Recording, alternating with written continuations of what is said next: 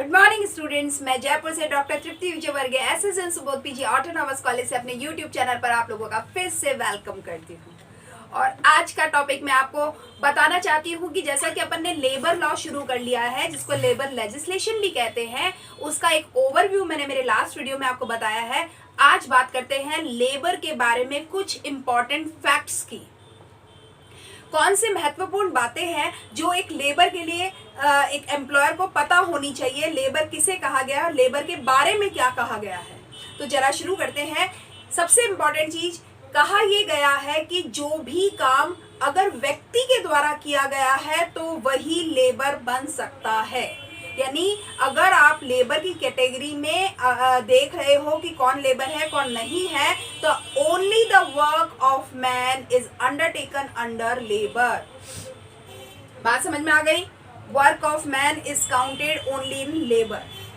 Number 2 की बात करते हैं, जो मॉनेटरी रिवार्ड्स की बात करता है। यानी ये कहते हैं कि जो भी फिजिकल और मेंटल वर्क जो एक व्यक्ति के द्वारा किया जाएगा, उसके फेवर में कुछ ना कुछ मॉनेटरी रिवार्ड मिलना बहुत जरूरी है। अगर किसी व्यक्ति को आप कहते हो कि वो एक लेबर है, वो आपका ड्राइवर हो सकता है, वो आपका वर्कर, अकाउंटेंट, कोई भी हो सकता है, उसके चाहे वो मेंटल वर्क करे चाहे वो फिजिकल वर्क करे, उस वर्क के अगेंस्ट में आपको उसे कुछ पैसा देना होगा, तब तो वो लेबर में काउंट होगा। पर अगर चाहे वो आपकी खुशी के लिए या वो आपको ऑब्लाइज करते हुए कोई काम अपनी संतुष्टि के लिए करना चाहता है, तो वो लेबर नहीं होगा। यानी कि monetary reward should be there. ये एक दूसरा इंपॉर्टेंट फैक्ट है। ठीक है, अब अगर एक बात करते हैं एंटरटेनमेंट। यहां आप देखेंगे मैंने एक ब्रैकेट में शब्द लिख दिया है, that is self. Self entertainment is not counted under labour. अगर मैं मेरे मजे के लिए, मेरे आनंद के लिए, मेरी खुशी के लिए, सेल्फ सेटिस्फेक्शन के लिए अगर कोई काम किसी के लिए करके दूं, तो वो लेबर में काउंट नहीं होगा। यानी एनी वर्क फॉर एंटरटेनमेंट और for self satisfaction is not included under labour in economics. अर्थशास्त्र ये कहती है कि अर्थशास्त्र और लॉ के हिसाब से कोई भी काम जो सेल्फ सेटिस्फेक्शन के लिए या सेल्फ एंटरटेनमेंट के लिए किया गया होगा, वो लेबर नहीं काउंट होगा। अब एक और बात करते हैं कि लेबर का मोरालिटी के साथ में कोई रिलेशन नहीं होता। मोरालिटी का मतलब होता है नैतिकता, और नैतिकता का मतलब है an understanding to differentiate good और बैड, जस्ट और अनजस्ट, और राइट और रॉन्ग।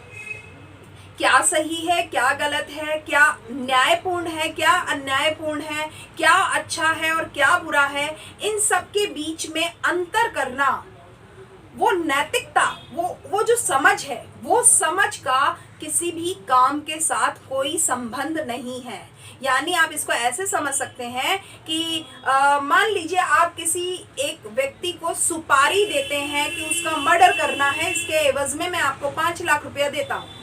तो वो जो 5 लाख रुपया देना है, ये उसका रिवार्ड है, ये उसका उसकी जो एक्सपर्टनेस है या जो भी कुछ है वो उसका है। आप उसके उस एक्सपर्टनेस को रिवार्ड कर रहे हैं। अब आप ये मत कहिए कि तूने तो किसी आदमी को मारने के लिए रुपए मैंने सेट किए थे, तो ये तो गलत काम है, तो मैं तो रुपए नहीं देता तुझको। गलत नहीं, ये नहीं होगा।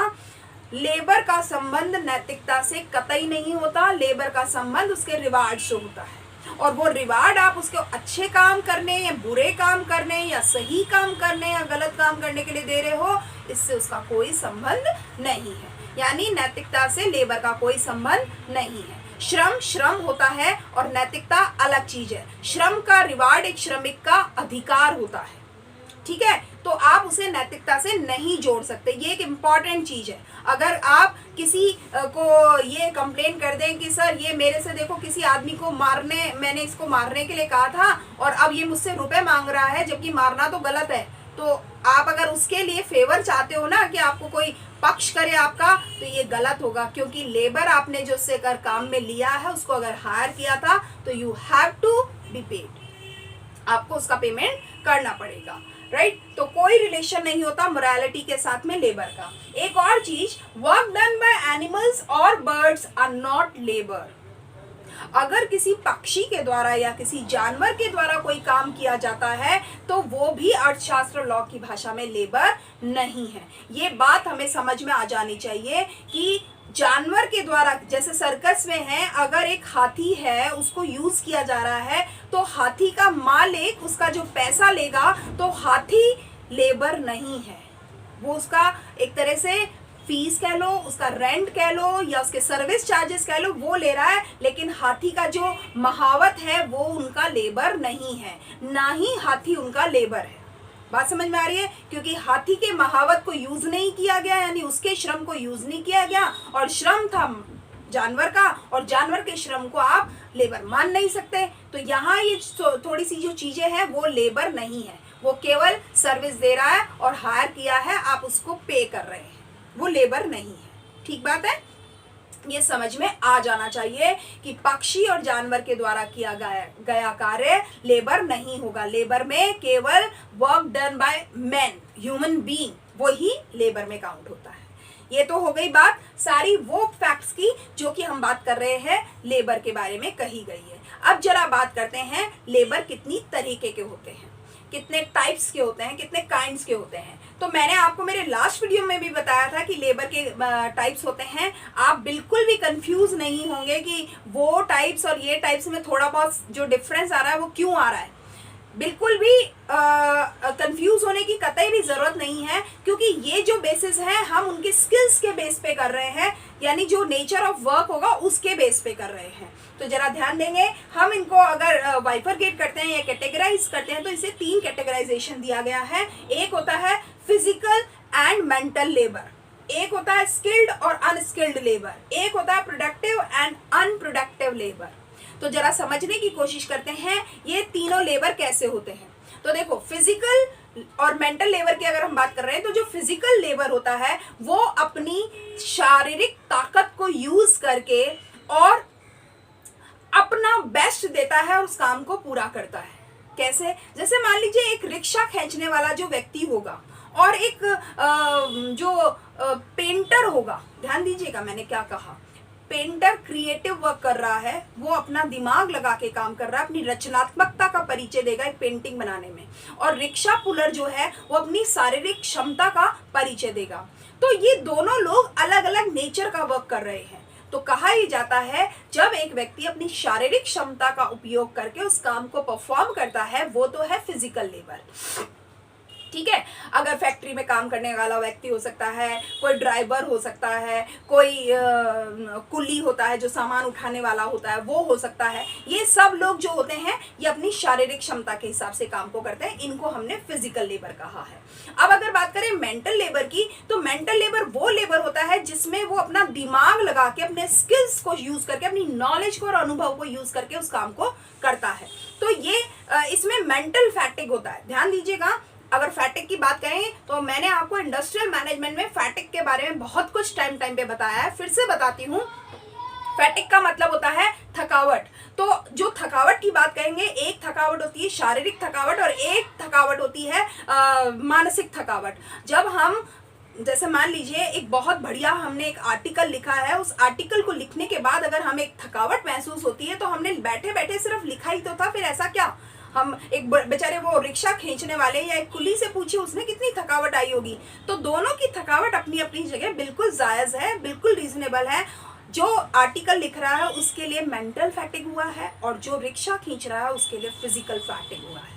तो जो मेंटल लेबर होता है उसको मेंटल फैटिग होता है, और मेंटल लेबर जो फैटिग होता है, आप यकीन मान लीजिएगा, हमेशा फिजिकल लेबर से ज्यादा माना गया है, फिजिकल फैटिग से ज्यादा माना गया है। यानी अगर एक एडवोकेट है वो अगर किसी जो केस है उसको तैयार कर रहा है, या एक टीचर है या एक डॉक्टर है या एक सीए है, वो अपने उस स्किल्स, एकेडमिक नॉलेज का, उस प्रोफिशिएंसी का यूज करते हुए मेंटल वर्क कर रहा है, तो उसका लेबर, उसका फैटिग उस व्यक्ति के लेबर और फैटिग से अलग होगा जो फिजिकल लेबर कर रहा है। राइट? तो ये बात समझ में आ जाती है। तो कहा यह जाता है कि जो हम ज्यादा अच्छा काम करना अगर चाहते हैं तो फिजिकल लेबर से ज्यादा मेंटल लेबर इंपॉर्टेंट हो जाती है। ठीक है, यहां समझ में आती है। अब बात करते हैं स्किल्ड और अनस्किल्ड लेबर की। स्किल्ड का मतलब होता है कौशल या फिर हुनर। हिंदी में भी बता दे रही हूँ मैं आपको।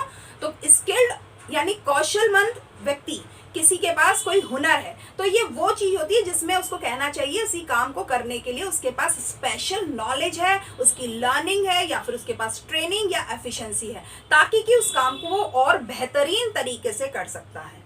अगर आप किसी कंप्यूटर ऑपरेटर के पास जाएंगे तो वो कंप्यूटर पे काम आज आप और मेरे से ज्यादा बेहतरीन फॉर्म में कर सकता है, क्योंकि उसे फॉर्मेटिंग की पूरी नॉलेज है, उसे पता है किस काम को कैसे किया जाना है। तो उसका वो जो स्पेशल नॉलेज कहना चाहिए, उसकी वो जो ट्रेनिंग है, या वो जो उसकी लर्निंग है, या जो उसकी एफिशिएंसी है, उसको हमसे वो बेहतर बना देता है और उसको अलग कर देता है। तो ये कहना चाहिए एक इंजीनियरिंग का जो एक इंजीनियर जो होता है उसका काम, एक डॉक्टर का काम, टीचर या साइंटिस्ट का जो काम होता है, वो हमेशा स्किल्ड लेबर में काउंट होता है। अब कहने को हमने उसे मेंटल लेबर में काउंट किया था, बिल्कुल यहाँ पे हमने उसे स्किल्ड लेबर में भी काउंट कर लिया। तो ये आपको कंफ्यूज होने की कतई जरूरत नहीं है, नेचर ऑफ वर्क से हम इसे बाइफरगेट कर रही है। जो डॉक्टर का काम हमने यहाँ पे मेंटल कहा था, वही डॉक्टर का काम हम यहाँ पे स्किल्ड लेबर में भी काउंट कर रहे हैं, क्योंकि उसके कौशल की या स्पेशल नॉलेज की जरूरत होती है। अब अगर बात कर रहे हैं दूसरे जो कि अनस्किल्ड लेबर की है, उसमें क्या होता है, उसमें किसी भी काम को करने के लिए कोई स्पेशल नॉलेज, ट्रेनिंग, लर्निंग, इस चीज की जरूरत नहीं होती है। अब चाहे वो एक कुली है जो कि सामान उठा रहा है, या कोई एक ऐसा व्यक्ति जो कोई मजदूर है, जो आप देखेंगे कंस्ट्रक्शन साइट पे होते हैं, सामान को उठाकर मटेरियल को इधर से उधर लेके जा रहे हैं, ईंट को उठाकर लेके जा रहे हैं, तो उसके लिए उसे किसी स्किल्स की जरूरत नहीं है। तो ऐसा व्यक्ति जो लेबरर है, जो कि फिजिकल वर्क कर रहा है, वो अनस्किल्ड लेबर माना जाता है। और एक बात हमेशा ध्यान दीजिएगा, जैसे अभी मैंने इसमें बताया था कि मेंटल लेबर को ज्यादा आइडेंटिफिकेशन है एक फिजिकल लेबर से, बिल्कुल ऐसे ही स्किल्ड लेबर को ज्यादा आइडेंटिफिकेशन होती है अनस्किल्ड लेबर से। इसीलिए जो पेमेंट बेसिस होते हैं, तो स्किल्ड लेबर के पेमेंट बेसिस अनस्किल्ड लेबर के पेमेंट बेसिस से ज्यादा हायर होते हैं, राइट। अब आगे बढ़ते हैं, प्रोडक्टिव और अनप्रोडक्टिव लेबर, उत्पादक और अनुत्पादक श्रम। यहां ध्यान दीजिए, मैं हिंदी में भी बता रही हूं आपको। तो उत्पादक श्रम क्या होता है, ये वो श्रम होता है जिसमें किसी भी प्रोडक्ट की नेट वैल्यू बढ़ती है, उसको कहते हैं। इसको कुछ ऐसा मान लो, आटा है, उस आटे से रोटी बनाई गई, आटा रोटी नहीं है, रोटी आटा नहीं है, तो उस आटे में जो आपने वैल्यू एडिशन की है just utility point of view से, वही प्रोडक्टिव लेबर है। आज अगर मान लीजिए केक बनाना है, मान लीजिए कोई प्लांट में जो काम कर रहा है व्यक्ति, या एक सॉफ्टवेयर इंजीनियरिंग कोई सॉफ्टवेयर बना रहा है, तो जो वो बना रहा है ना, उसमें वो वैल्यू एडिशन कर रहा है उस प्रोडक्ट में। तो ये जो वैल्यू एडिशन करने वाला श्रम होता है, उसको प्रोडक्टिव लेबर कहा जाता है। और अगर किसी काम में वैल्यू एडिशन नहीं हुआ होता है, तो उसको अनप्रोडक्टिव लेबर कहा जाता है। कुछ ऐसा मान लो जिसमें ऐसा, जैसे जो भी पेरिशेबल गुड्स होती हैं, जैसे जल्दी ही खराब हो जाने वाली जो चीजें होंगी, वो अनप्रोडक्टिव होगी, ठीक है। उसके अलावा ऐसा मान लो कि यूं कह सकते हैं, जो लेबर होता है वो मटेरियल को प्रोडक्ट में जब कन्वर्ट करता है, वो तो है प्रोडक्टिव लेबर। और जो एक नॉलेज को वैसा का वैसा दूसरे तक पहुंचाता है, वो है अनप्रोडक्टिव लेबर। इसको कुछ ऐसा समझ लो, जैसे आई एम द टीचर, मैं टीचर हूं। अगर क्या मतलब, मैं जो मेरी नॉलेज है उसको उसी फॉर्म में आप तक ट्रांसफॉर्म कर रही हूँ। ये जो ट्रांसफॉर्मेशन ऑफ नॉलेज है ना, ये अनप्रोडक्टिव लेबर है। यानी जैसी मेरे पास थी उसी फॉर्म में तो आपके पास गई है ना, कोई चीज में बढ़त घटत नहीं हुई, राइट। ये अलग बात है कि आपने उसे कितना ग्रैब किया हो, वो एक अलग चीज हो सकती है, लेकिन मैंने जिस फॉर्म में मेरे पास थी उसी फॉर्म में मैंने आप तक पहुंचाई है। जबकि प्रोडक्टिव लेबर जो होता है, वो उसका वैल्यू एडिशन कर देता है यूटिलिटी पॉइंट ऑफ व्यू से। तो इसलिए आपको ये चीज क्लियर होनी चाहिए। बहुत सारे बच्चे कंफ्यूज हो जाते हैं कि प्रोडक्टिव लेबर और अनप्रोडक्टिव लेबर में, जो अनप्रोडक्टिव लेबर का आप एग्जांपल देते हैं, वो थोड़ा सेट नहीं बैठता है। नहीं सेट बैठने की कोई बात है ही नहीं। सिंपल सी बात है, अगर एक एडवोकेट है, एक डॉक्टर है, अब एक डॉक्टर है, वो किसी चीज का इलाज जब कर रहा है, तो जो उसने इलाज सीखा हुआ है, बिल्कुल वही का वही उसने इलाज किया, उसमें कोई उसने अपनी तरफ से कंट्रीब्यूट नहीं किया है, तो वैल्यू एडिशन नहीं हुआ है, राइट। तो ये चीज है अनप्रोडक्टिव लेबर। ये आपको अब समझ में आ जानी चाहिए। तो आप एक बात यकीन मान लीजिएगा कि जो अनप्रोडक्टिव लेबर होता है वो बहुत इंपॉर्टेंट होता है, राइट। अब जरा आगे बढ़ रहे हैं अपन कि एक लेबर की प्रोडक्शन में जो इम्पोर्टेंस है इतनी ज़्यादा, हालांकि मेरे लास्ट वीडियो में भी मैंने आपको बताई है, बस एक बात कह रहे हूँ, लेबर की इम्पोर्टेंस आप इस बात से भी समझ सकते हो कि जैसे फैक्टर ऑफ प्रोडक्शन होते हैं ना, दूसरे जो फैक्टर ऑफ प्रोडक्शन होते हैं वो आप कभी भी मार्केट से as per the demand add कर सकते हो या लेस कर सकते हो, लेकिन लेबर को आप एज पर द डिमांड ना तो कम कर सकते हो ना तो ज्यादा कर सकते हो। श्रम होता है, श्रमिक की संख्या कम ज्यादा कर सकते हो पर श्रम को कम ज्यादा नहीं कर सकते। सही है, समझ में आ रही बात। तो ये जो हमने बात करी वो आपको लेबर के इंपॉर्टेंट फैक्ट्स के बारे में बताने की कोशिश करी। पूरी उम्मीद करती हूँ कि आपको ये वीडियो, ये क्लास, ये टॉपिक समझ में भी आया होगा, पसंद भी आया होगा। और साथ में एक और एक्सपेक्टेशन आपसे कि आपने मेरे वीडियो को सब्सक्राइब भी कर दिया होगा, इसको शेयर और लाइक भी किया होगा। आप मेरे वीडियोस अगर आपको पसंद आते हैं तो ना केवल आप शेयर कीजिए बल्कि लाइक भी कीजिए ताकि मुझे मोटिवेशन मिलता रहे। Thank you for keep watching my videos regularly. Thank you.